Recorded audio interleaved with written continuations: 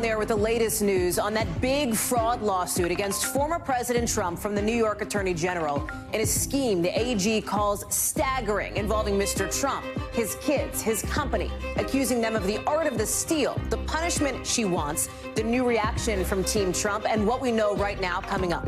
And stock's taking another dive after another interest rate hike. We knew it was coming, but we'll talk about what it means for your credit cards, your mortgages, and when it's going to end. Plus, we'll take you inside those shocking protests in Iran, becoming more and more deadly. Women there burning hijabs, cutting their hair, while it's getting compared to George Floyd protests here in the U.S. We'll explain.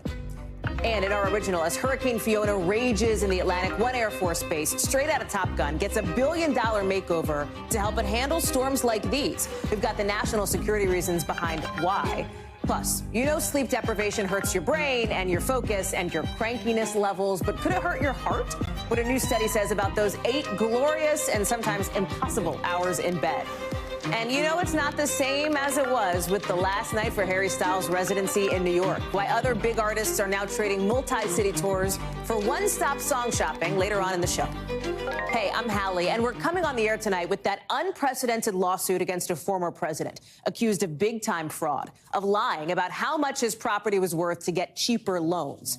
The New York Attorney General filing this suit after years of investigating, and Donald Trump deeply angry about the whole thing in a statement calling her racist, framing it all as political, although we still haven't heard from him on camera about it. More on his response in a second. Also outstanding, what happens to referrals that have been made to the IRS and the Department of Justice? The Attorney General says Mr. Trump and his family may have broken federal law. Now, let's be clear, right? We said this is a civil suit, not a criminal suit. Okay, that means nobody's going to prison here. That's not on the table. Jail time is not on the table. But Letitia James had the receipts to show how Mr. Trump, Eric, Ivanka, Don Jr., and the company inflated assets. Watch. Claiming you have money that you do not have does not amount to the art of the deal. It's the art of the steal. She has like 200 examples of this kind of thing, she says. Take Mar-a-Lago, where Mr. Trump lives now. The AG, Letitia James, says the Trump team valued it at $739 million, but they say it was actually worth about $75 million, almost 10 times less. Or look at his high-rise apartment in Trump Tower. Mr. Trump said it was 30,000 square feet, valued at $327 million. Okay. But the AG says it was actually only 11,000 square feet, smaller, which translates into $200 million worth of made-up value, according to her. And her office also cites a property on Wall Street listed at $527 million back in 2012, actually worth more like $220 million. And James says Mr. Trump was not alone here. He had help from his kids, Don Jr., Ivanka, Eric Trump, the Trump Organization. And if you look at the bigger picture here, right, think about the bigger context. This cuts right to the core of who Donald Trump is and what he built his whole brand on, the persona of a rich and successful businessman. Joining me now is Tom Winter and Kerry Sanders. We're glad to have both of you with us. And Tom, let me start with you because we've laid out the issue here, but talk about the penalties, because even though Letitia James is not officially asking to dissolve the Trump Organization in this lawsuit, could this still be the end of the Trump business as we know it?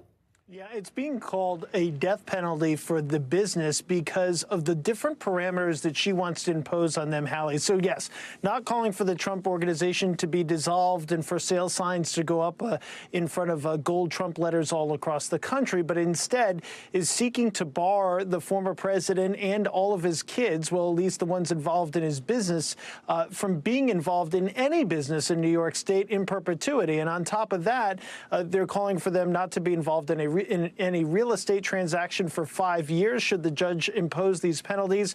On top of that, they're asking that if the judge agrees with this case and this lawsuit comes to its conclusion for the Attorney General's office, that for 5 years they can't seek any new loans with any bank that is registered with the New York Department of Finance. That's pretty significant, too, plus 2 criminal referrals that are going to go out to the IRS Criminal Division and federal prosecutors.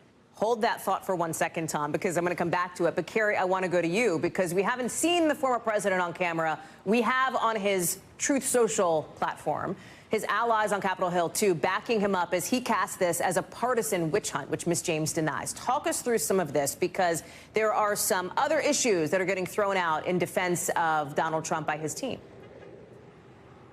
Absolutely, Hallie. We're here at Mar-a-Lago, and over my shoulder where Donald Trump is, the former president, we've seen the Secret Service that, of course, all former presidents are afforded, but we have not seen or heard from him on camera, as you noted. But he has made a statement, which he posted on his social media, which we're going to put up here on full screen, and I'll just take you through it. Attorney General Letitia James, a total crime-fighting disaster in New York, is spending all of her time fighting for very powerful and well-represented banks and insurance companies who were fully paid, made a lot of money, and never had a complaint about me, instead of fighting murder and violent crime, which is killing New York State. She is a failed attorney general whose lack of talent in the fight against crime is causing record numbers of people and companies to flee New York. Bye-bye. And then we have a statement from Trump's attorney who posted this as we look at it on the screen here.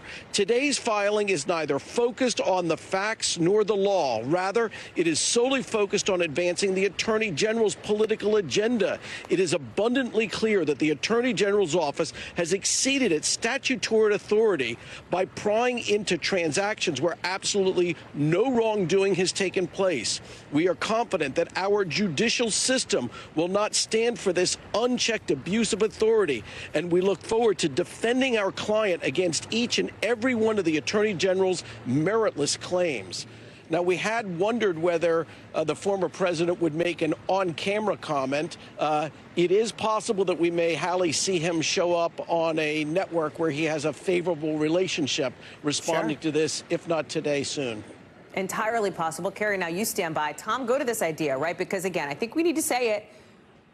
Prison isn't happening based on this lawsuit, right? This is civil, okay? So there is no prison time that's at play here. However, Letitia James is making a referral to the IRS and to the Southern District of New York because she thinks that some federal criminal laws have been broken. I know you're getting a lot of no comments from those agencies today, but what does this mean down the road? What could that mean?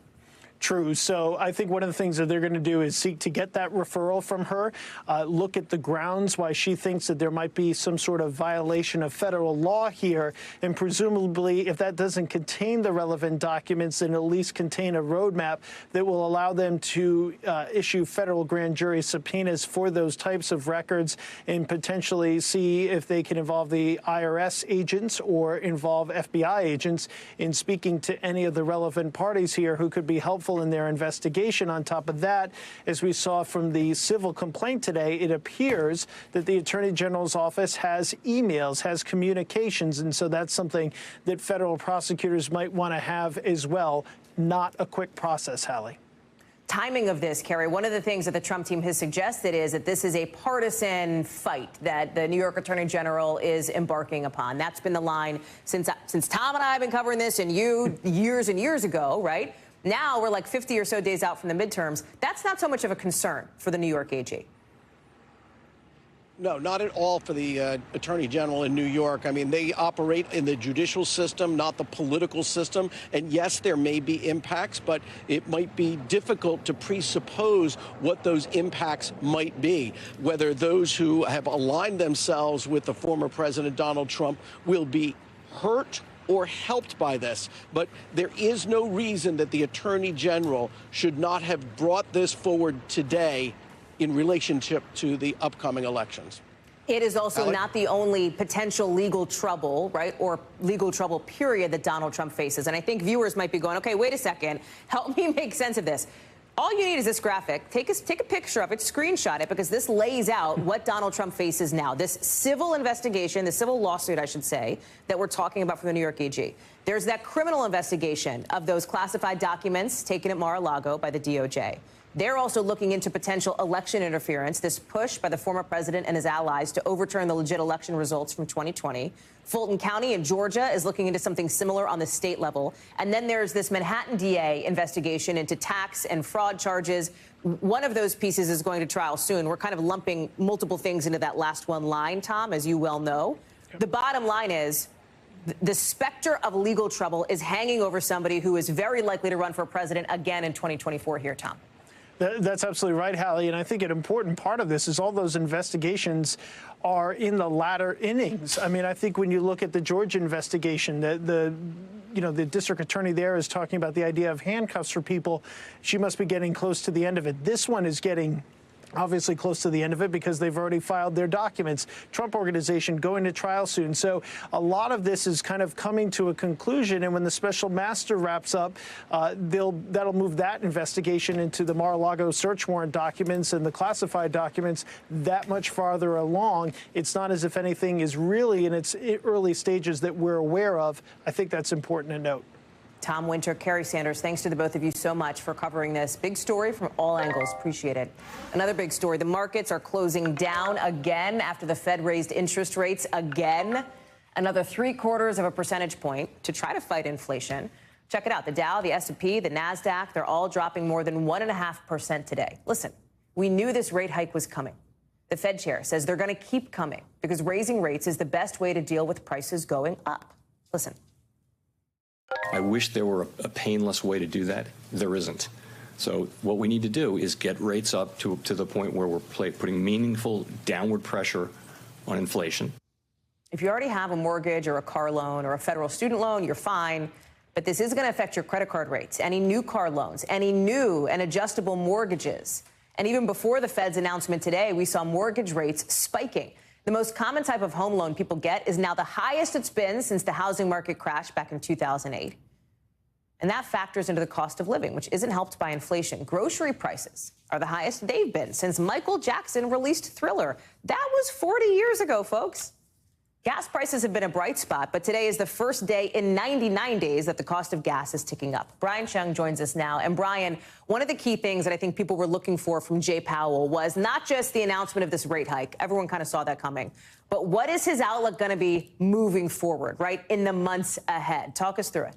Well, Hallie, we got economic projections alongside that big Fed announcement that you mentioned just now, and the projections don't say that inflation are going to come down anytime soon. Consider that inflation prior to the pandemic was pacing below 2% on a year-over-year basis, and you don't really need to tell Americans lately that obviously what we've seen as of late is well above that. 8.3% on a year-over-year basis was the measure that we got in August. So Thriller for a lot of Americans that have seen those price tags at the store. Now, of course, what the Federal Reserve is trying to do here, make those borrowing costs more expensive so that hopefully Americans may try to tamp down a little bit, tighten their belts a little bit, which hopefully should take the economic pace a bit down from where it's at right now. The question is if the Fed might overdo it because there could be an inflation-induced recession or perhaps a Fed-induced recession. The key is trying to preserve that low 3.7% unemployment rate, which hasn't shown signs yet of reversing. So let me ask you the bazillion-dollar question that I kind of know that you can't answer, but I have to get your insight into it, which is, fine, the Fed's raising these rates. We know unemployment is low, is at a decent spot, as the Fed chair mentioned. When is this going to start helping with the inflation rate? In other words, when is this fix going to actually start to make a difference here? Well, the Fed chairman said it's an inexact science in terms of how long it's going to take for the inflationary, for the hikes to bite into inflation. Keep in mind, they've done it for 5 consecutive meetings, and estimates are somewhere that it could take a few months for those interest rates to actually bite into the economy. Either way, you have the Fed economists projecting inflation to go down to a 5.4% year-over-year change by the end of this year, 2.8% by next year, 2.3% by 2024. But again, that's still above the Fed's 2% target. Either way you cut it or slice it, that high inflation is going to be something that's going to stick around for longer than the next few months, something of concern, as we heard from the Fed chairman earlier this afternoon. So then the very bottom line, Brian, and we love like plain English around here, right? Because you're obviously brilliant on CNBC. We are not CNBC. The bottom line for people is this. It sounds like, you tell me if I'm wrong, basically keep budgeting for more expensive groceries for a little while, slow your roll and chill till the spring to see if things change. Fair? That is exactly it. We've seen a lot of revenge spending through this pandemic. What the Fed's trying to do here is tell Americans to maybe buckle down a little bit on those expenses. The demand pressures have been behind some of these higher price increases. But the challenge, not everything with this high inflation is because of the Fed. There's supply chain issues as well, Hallie. Brian, thank you so much. Good to see you, Brian Chung, CNBC. Right now, Hurricane Fiona is a dangerous Category 4 storm, and it's getting stronger as we speak as it heads across the Atlantic, aiming for Bermuda, which is right now under tropical storm warnings and hurricane watches. Folks there ready for major rain major wind, and hoping to avoid what happened in Puerto Rico, Turks and Caicos, and the Dominican Republic, where they're only at the very beginning of a long recovery after Fiona slammed those islands. Look at this here. You're looking at what's left of an abandoned building in Puerto Rico that collapsed overnight. Remember, the storm passed over a couple days ago, and yet they're still dealing with problems like this. More than 70% of the island has no power. And people say they really don't have a lot of confidence in the energy company or the government to try and get things fixed. Ellison Barber is in Calle, Puerto Rico, and Bill Cairns has the latest from the Hurricane Center. Ellison, let me start with you and what you're seeing on the ground.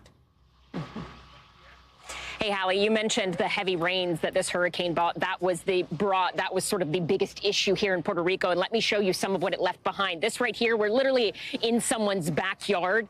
This is where a landslide happened. It has destroyed power lines all the way down on the road that is beneath it. We've watched as crews have sort of come in trying to move things a bit out of the way and get some of the power back up and running. But as you said, over 75% of people who live on this island are without power.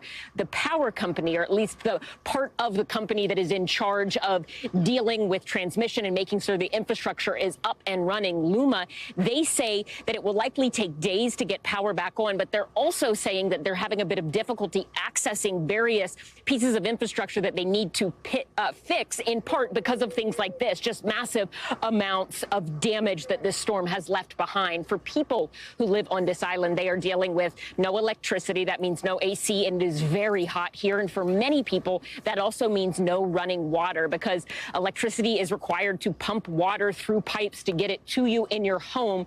A lot of people have absolutely no water at this point, or very, very little water. We were in another city just about 20 minutes away from here, Beatriz, just a while ago, and we saw people on the side of the highway there where they'd set up these makeshift pipe systems so they could collect rainfall that was coming off of the side of the mountain so they could take buckets of water back home. They told us they were going to use that to cook, to clean their clothes, to clean their bodies, to shower. And also some of them said they were going to boil it to drink it because they have nothing. You mentioned the frustration. That's what we keep hearing from people, is they're upset that this has happened because they wanted to see more changes, repairs to the very fragile power grid here to avoid this after what they went through with Hurricane Maria. Hallie. Ellison Barber live there in Puerto Rico for us. Ellison, thank you. Bill Cairns, let me get to you on the track here. It's not expected to directly hit Bermuda, but right now it's Canada who should be getting concerned, yeah?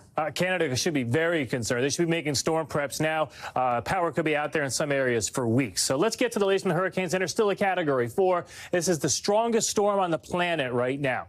And it's going to continue that way for about the next day or two until it finally begins to weaken as we head through the weekend. So here's Bermuda. We have them in the tropical storm winds. We're going to see huge waves arriving at the beaches. That's the only impacts on the U.S. East Coast. If you're heading to the beaches, especially late Thursday, definitely Friday and Saturday, there'll be rip currents. There'll be large swells. Great for the surfers, but not good for people that be in the water if you're not an experienced swimmer. Pay attention to any signs at your beaches. Then the storm rockets up here into Nova Scotia towards Newfoundland. That's the area that looks like they could get hit by 100 to 120 mile per hour winds, huge storm surge, the rain. It's not going to be considered a hurricane at this point, almost kind of like what Superstorm Sandy did, becomes what we call an extra tropical storm. But regardless, it's going to have winds like a hurricane and maybe possibly the strongest they've ever measured throughout the Canadian Maritimes. And they've had big storms in the past. They had one with 105 mile per hour winds, and Hurricane Igor 2010 was 85 mile per hour winds. So it has happened before, but not as bad as what we're predicting on Saturday. And then finally, we have a lot of activity in the Atlantic, but this is the area to watch now heading into the Caribbean. 7 days from now, our computers are hinting at the fact that it could be somewhere near Jamaica, Western Cuba, maybe towards Cancun. And all of our computer models take it across the Caribbean and then towards the Gulf of Mexico. It's too early to say if it's Florida, Louisiana, who's at risk. Hallie, the storm hasn't even formed yet, so we have a lot of time to watch this. But my advice for anyone on the Gulf Coast, the southeastern Florida, make sure you have all your hurricane supplies, because if all of a sudden we say it's heading your way, the shelves will be empty. So just make sure you're prepared. Do now what you should have done at the beginning of the season. That's good advice. Bill Cairns, thank you. I know you'll be keeping an eye on that. To New York, where Ukrainian President Volodymyr Zelensky is speaking now to the United Nations. You're taking a live look at that virtual speech that's being played to world leaders on a day when Russian President Vladimir Putin is escalating the war there by mobilizing hundreds of thousands more people to fight and threatening to use nukes. It's coming after we heard from President Biden at the UN General Assembly as well. You are looking at some previous video of that. talking about, of course, the war, the biggest geopolitical issue in the world right now, with a very clear message that Russia is extinguishing Ukraine's right to exist. Russia has shamelessly violated the core tenets of the United Nations Charter. Putin claims he had to act because Russia was threatened. But no one threatened Russia. So now Putin is ramping up the conflict by calling up those 300,000 reservists in the military. He wants Russia to take parts of Ukraine. He's even threatening to use nuclear weapons if Ukraine keeps fighting for it. He is sitting out the UN General Assembly, but you know who's there? His foreign minister, Sergei Lavrov, who's now expected tomorrow to attend the UN Security Council meeting. And listen, people are getting ready for some fireworks here. Carol Lee is joining us now. And Carol, while fireworks is like the biggest cliche in newsland, it is also a fitting term for what we may see tomorrow, I think.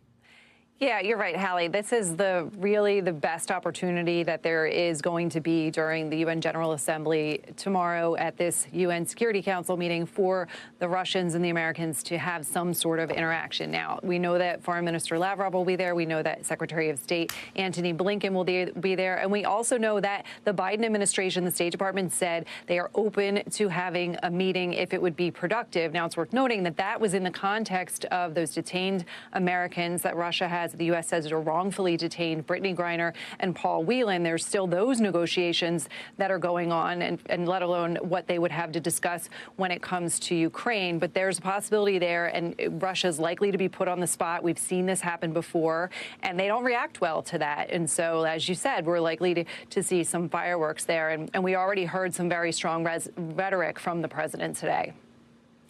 We did, and this whole thing, when people hear like Russia and nukes in the same sentence, I think it makes people understandably a little bit on edge here. President Biden addressed it. Volodymyr Zelensky has said today he's not ruling out the possibility of some kind of strike, and Russia says they're not bluffing. Should we really be concerned about, Carol, or is this more like chest thumping from Putin? Well, so here's what you hear from the administration, and that is that this is very concerning. It's irresponsible. Obviously, Russia is well equipped to do something like this. They have the weapons to use. What the administration says is that you know, they are concerned about this type of rhetoric. They've seen it and heard it before. What they're also saying is that what they're really looking for is what's happening behind the rhetoric. Is there any action, any movement, military assets, or anything that suggests that Russia is actually moving towards doing something with, instead of just saying something here? And so far, U.S. officials say they haven't seen that. We also know, Hallie, that the U.S. has said, the president himself has said, there would be a response from the U.S. if Russia were to take this action with either nuclear weapons or chemical weapons. What exactly that would be, they haven't laid out. They don't want to try to escalate this and get into some big tit for tat over two nuclear armed countries. But they are concerned about it, yet so far they say they don't see anything that suggests this is something that's imminent or that the Russian president is backing up his words with action here. Carol Lee, smart reporting, good insight, as always. Thank you for being with us, and I know we'll be talking again tomorrow. Appreciate it. We've got some breaking news into our show here from Capitol Hill. The House of Representatives just passing a bill moments ago that would change how Congress certifies presidential elections. It passed mostly along party lines, with 9 Republicans siding with Democrats. And if you're going, well, wait a second, why does this matter? The whole point of this bill is to prevent another January 6th from happening again. And so when you look at the vote totals here, what's interesting is that the 9 Republicans who crossed party lines here, they're not returning to Congress next year because they either lost their primary or they're retiring. You see House Speaker Nancy Pelosi announcing the vote there. So here's the deal. This bill that would, again, stop another January 6th from happening by kind of cleaning up this really old elections law, it now goes over to the Senate. There's a similar plan floating around the Senate. There are some discrepancies, so now they've got to kind of hammer out what's good, what they don't want, what they do want, et cetera. Again, all meant to close the loopholes that former President Trump tried to use to overturn the legitimate 2020 election. It would make clear the role of the vice president in the whole certification process. It would increase the number of lawmakers it would take to object to a state's vote count, and it would stop states from changing their rules after an election was called. We're keeping an eye on this as it makes its way through the other chamber in Congress. Coming up here on the show, Robert Sarver says he's going to sell the Phoenix Suns and Mercury after he was fined and suspended by the NBA. What he's now saying about the workplace misconduct investigation he's facing. Plus, a rare look at Neptune's rings and some of the best pics of them in decades. Look at that. We got more of these ice giant photos when we come back.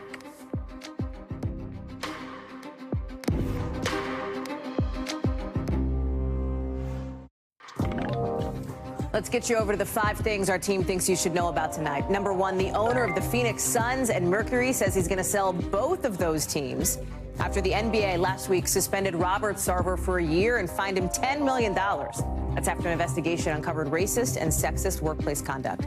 Sarver says whatever good he's done, it's been outweighed by things he's said in the past. Number 2, rescuers in Australia, they're rushing to try to save, look at this picture, 200 whales stranded on this beach in Australia. At least half of them are still alive. They're pilot whales, so you see crews out there. They're trying to get them back in the water. Just a few days ago, more than a dozen sperm whales were also found beached on a nearby island. Number 3. Fewer people have been dying from cancer over the past couple decades, and that's been a pretty sharp number in just the past few years, according to a new report from the American Association for Cancer Research. It says there are now more cancer survivors than ever before in this country, something like 18 million people. The group says that's because of really good progress in treatments, in research, in prevention, in diagnosis. But systemic issues with equal access to care are still a problem. Number 4. Look at this, however you're looking, if it's on your phone or your TV. First photos of Neptune from the James Webb Space Telescope today. Some scientists are kind of freaking out about it because it is our clearest picture of the rings in decades. It's cool, right? The little dust bands around there. We've never actually seen that before in infrared. We're even getting a look at 7 of the 14 moons Neptune has, the 14 moons we know about. Speaking of moons, the Illinois Lottery says 2 people there are over the moon because they're the ones who have finally come forward to claim that humongo $1.3 billion Mega Millions jackpot from July. The 3rd biggest lottery prize ever in this country. They're going to lump sum it. They're going to split it. $780 million. They're going to stay anonymous, and they are going to live their best lives. Speaking of living your best life, a new study out today shows if you are not getting those 8 hours of sleep a night, you could be messing up your heart. Here's how the authors say that's happening. They say less sleep means more inflammation. More inflammation means a higher chance of heart disease and also neurological diseases like Alzheimer's. And if you're the kind of person that like barely sleeps during the week and then tries to make up for it on the weekend, not going to work. Not sleeping enough on the regular basis can cause permanent damage to your immune cells.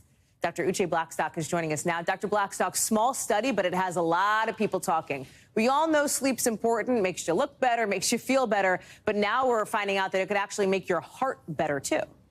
Right. Thank you so much for having me, Hallie. So, we knew before that sleep, impacts the ability to concentrate and to focus. And we also knew that sleep impacted the way the body metabolizes sugar, and it can impact weight. But this study really is groundbreaking in that it talks about the impact of restricted sleep, so sleep, less than 7 hours, on the cardiovascular system, on the neurological system, and also on the immunological system. Sleep actually impacts those immune cells, those cells that are important for fighting infection, and also those cells that are responsible for inflammation.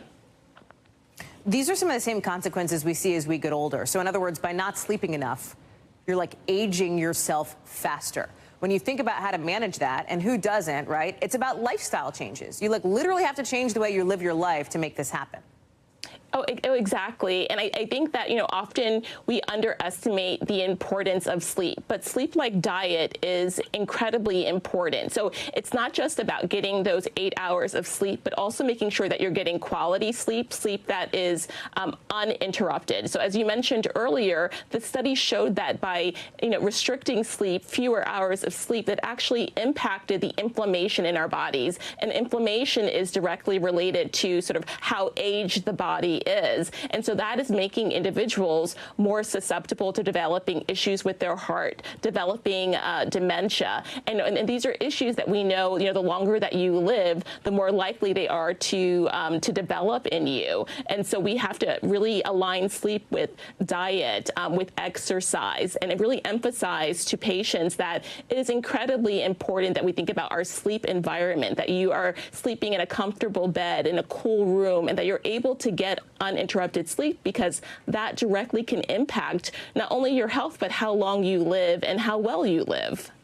It's one of those things that sometimes feels easy to make excuses for, like, well, let me just stay up a little bit later or whatever. But it's super important, like you say, just like diet or exercise. Dr. Uche Blackstock. Exactly. Great to see you, as always. Thank you. Coming up here on the show, activists in Iran calling what's happening there unprecedented. Look at some of this video, the defiance in the middle of the street like we've never seen before there. We're going to take you on the ground to Tehran coming up in just a sec.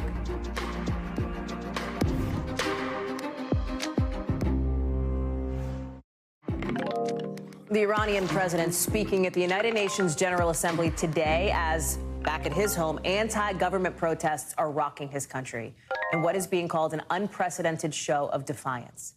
You're looking at some of it here. It comes after a 22-year-old woman died in police custody. Here's our Hallie Arouzi.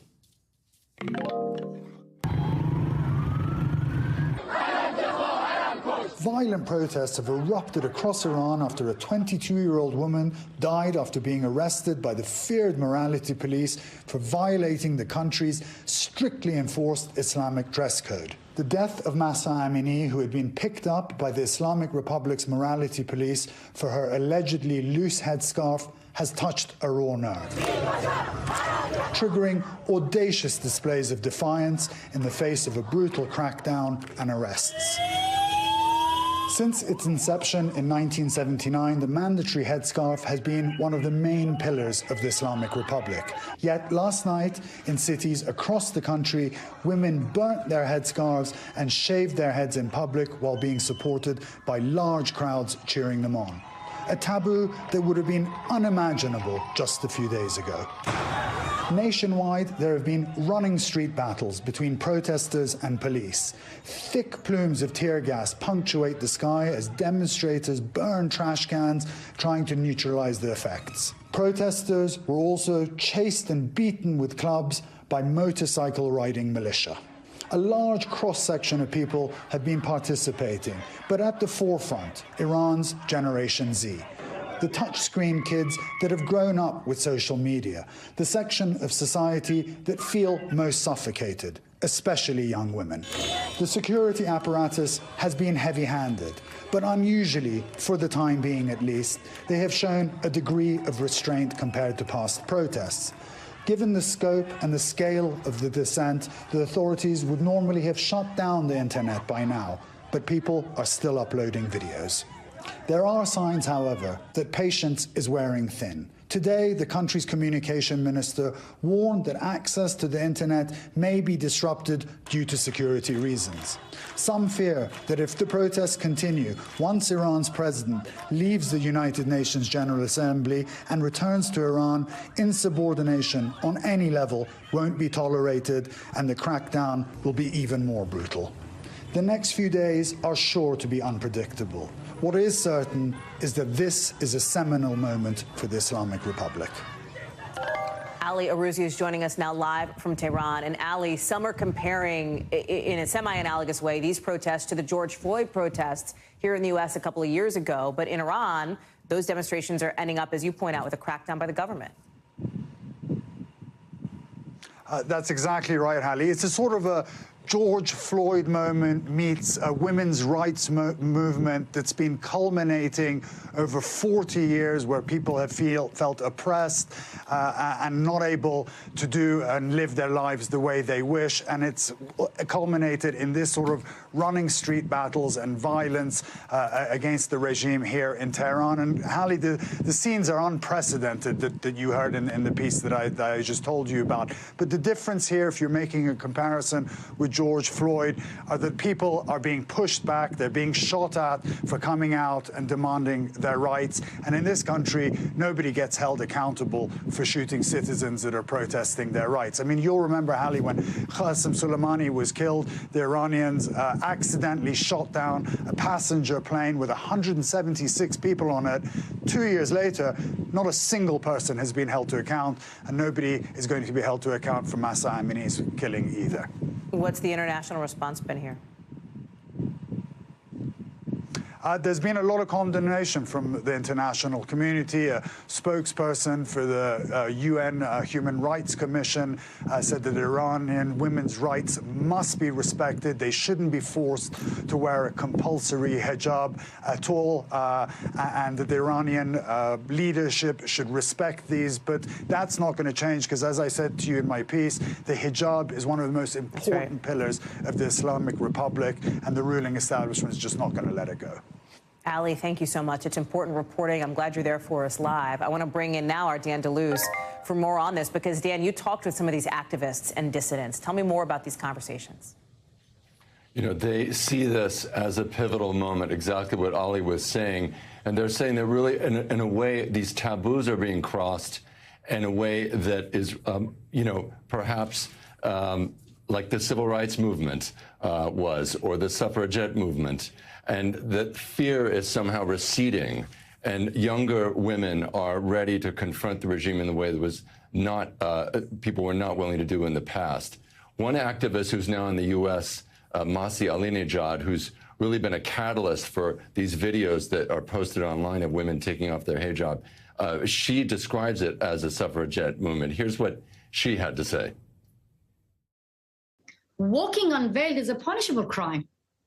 But you know that Iranian women are practicing their civil disobedience every day in the streets. Why? Because they know that freedom is not free. Iranian women are like women of suffrages. So she's comparing it to that kind of women's voting rights movement. And also, she's become such a thorn in the side of the regime that it's now a criminal offense to send videos to her. Dan DeLuce, it's also great reporting. Thank you for bringing us that interview live here on the show. Really appreciate it. Coming up elsewhere on the show, the Top Gun-esque Air Force base destroyed by a hurricane, now getting a major makeover, but in the very same spot. Why that makes sense, and what's being done to make sure it can weather storms down the road. That's our original tonight. Plus, something kind of weird is going down in Illinois. Okay, we'll talk about what's behind that or under that coming up after a break.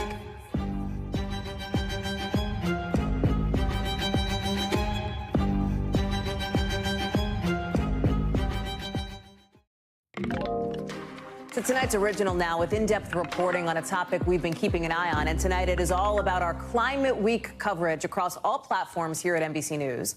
And we're taking a look at an Air Force base that feels right out of Top Gun, except Top Gun is the Navy. I know that. Don't send me your hate mail. I know.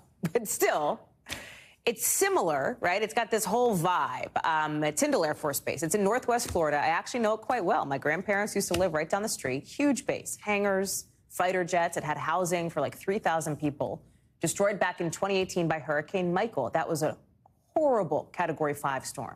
Right, the base was wiped out, but it's being rebuilt in the exact same spot in the Florida Panhandle. And if you're scratching your head and going, why? Why put it right in the path of potentially another hurricane? The military says they need to do it for national security. They're spending billions of dollars designing the base to be storm resilient as climate change keeps bringing extreme weather. The Air Force giving NBC News an exclusive first look at what some see as the base of the future. Here's Aaron Gilchrist. A vital U.S. Air Force base flattened by Hurricane Michael in 2018. Tyndall has been kind of the heart of air dominance, is how we term it in the Air Force. We lost about 484 facilities and over 800 homes just on base alone. Now, Tyndall's mission is to envision, rebuild, and prevail, creating a first-of-its-kind military base that directly considers resiliency against climate change. You're paying particular attention in the rebuild to the impact of weather and climate in general, right? Yeah, absolutely. And we're building up our infrastructure in many ways to be resilient to future type storms. But we're also setting new standards as we rebuild. Higher standards that ensure buildings can withstand a Category 5 hurricane and are protected against more intense flooding. We're trying to be innovative. We're trying a lot of new projects. Some of them will be successful and will carry over to how we build Air Force bases in the future. Defense now coming from oyster reefs and sand dunes along the 129 miles of coastline, bolstered by the base and its resources. So the CEOs that you see right here really are the kind of the glue that holds these dunes together. Having these dunes built up provides a natural barrier against that storm surge, against that flood, and that protects the base that sits on the other side. It's critical to the defense of the United States. And a modest investment here saves us big cost, potentially in the future. The base, opened in 1941, has had its share of typical environmental issues. It was officially labeled a Superfund site in 1997 after issues with DDT and other chemicals were identified. NBC News reached out to the EPA and it declined to comment. For the base rebuild, the Department of Defense asked Air Force engineers to create brand new technology to further protect the base, using virtual and augmented reality to allow engineers to prepare for future challenges. We're able to run a Category 5 through the base and see what kind of damage is going to be done before we'll start walking through. When the next Category 5 or the next storm comes, we can now look and see exactly, okay, here's maybe a break. I need to reinforce the facility here. The new Tyndall base is estimated to cost around $5 billion and will be completed near 2026. Do you hope that what you're doing at Tyndall becomes a model for other military installations to be more sustainable, to be more resilient? Yeah, I certainly hope that, what we do here and what we learn here can be scaled and can be shared. So talk about that, Aaron, who's joining us now here live. What about other bases that are in some vulnerable places? Yeah, the Department of Defense says that they really want to be able to use what they're doing with Tyndall as a blueprint, right? To be able to help other places around the country, places that are on coastlines, places that are in interior parts of the country, to figure out what they can do to strengthen those buildings, how they can use some of the digital twins you saw, the virtual reality technology, to look at what's being built and how they can fortify those spaces so that they can withstand flooding or wind or any other natural sort of climate change impacts that we're seeing that are getting worse as the years go by. Aaron and Gilchrist, thank you for bringing us that story. It's good to see you in the evening time. Thank you. NBC News covers hundreds of stories every day, and because you couldn't possibly read or watch or listen to them all, our bureau teams have done it for you. This is what they tell us is going down in their regions in a segment we call The Local. From our Midwest Bureau, it is still technically summer, but one Illinois couple may have already won the internet's pick for favorite Halloween decor. Do you recognize this? No spoilers, but it's inspired by a scene from Stranger Things where Max levitates. The video has more than 13 million views on TikTok because nobody can figure out how this person is floating. If you know, tell us, drop us a line. From our Northeast Bureau, we could see home run history tonight in New York. Yankees outfielder Aaron Judge just needs one more home run to tie the current single-season AL record set back in 1961 by Roger Maris. Last night, you saw Judge hit number 60, tying Babe Ruth. Something else that's cool about this, pitchers are reportedly using specially marked balls when he's up at bat so that if somebody catches a history-making ball, it can be authenticated. That's something. And from our Southeast Bureau, some real villainous stuff here. Police say thieves stole more than $100,000 worth of rare comic books from a store in Virginia. The store's owner says he thinks the thieves knew exactly what they were coming for. One of the stolen comics was a super rare first issue of the X-Men from the 1960s. Ugh, imagine losing that one. Coming up, Harry Styles wraps up 15 nights of concerts in New York City tonight. We'll explain why he and some other big stars are staying put and doing residencies instead of going out on tour. That's coming up.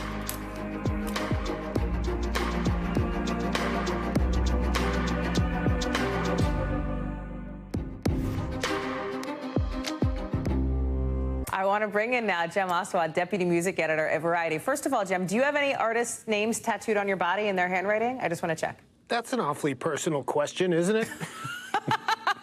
Fair. Forgive me. Let me get back on track here because it's so interesting here, the idea that artists have more control because, sets and stages, they're huge and they're dramatic, and especially for a residency, you don't have to drop them down, set them up, drop them down, set it up, get on a bus, get on a plane. Like, it's just easier for these singers. Is this the new normal? It's not the new normal because not everybody can do it. Realistically, Harry Styles, 15 dates at Madison Square Garden, at the Forum, at the other places he's playing them. He is one of the very few artists who can do that. Vegas residencies are kind of different because the audience turns over quite a bit. But, could you do that in Louisville? Probably not. That's a great point. Do you have to be kind of a superstar to be able to swing it too? Like, you can't just be an average Joe? Yeah. Or even below the level, slightly below the level of a Harry Styles. So it's easier for a lot of artists in a lot of ways, but the concept itself, obviously, as you guys have said, is not new. I mean, It's like you've got the same artist at Holiday Inn, every Thursday. So it's really that concept blown up quite a bit.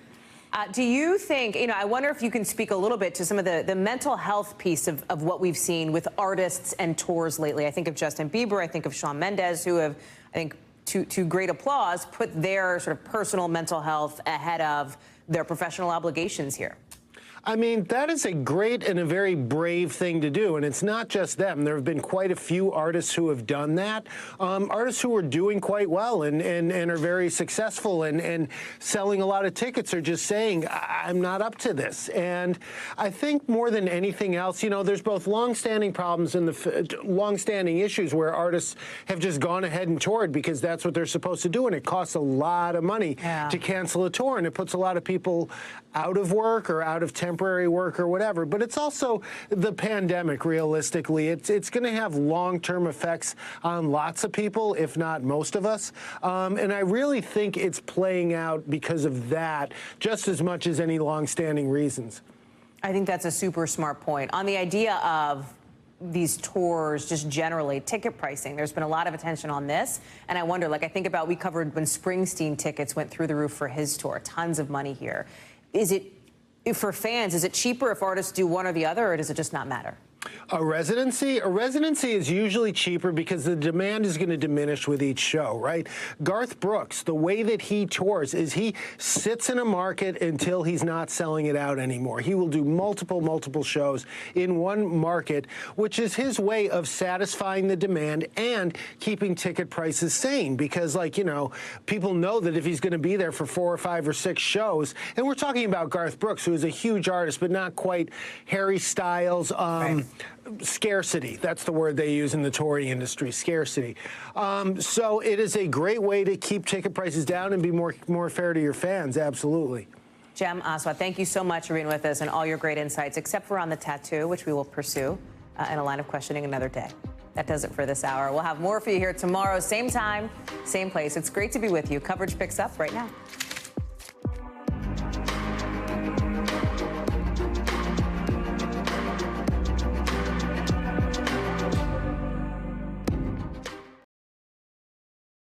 Thanks for watching our YouTube channel. Follow today's top stories and breaking news by downloading the NBC News app.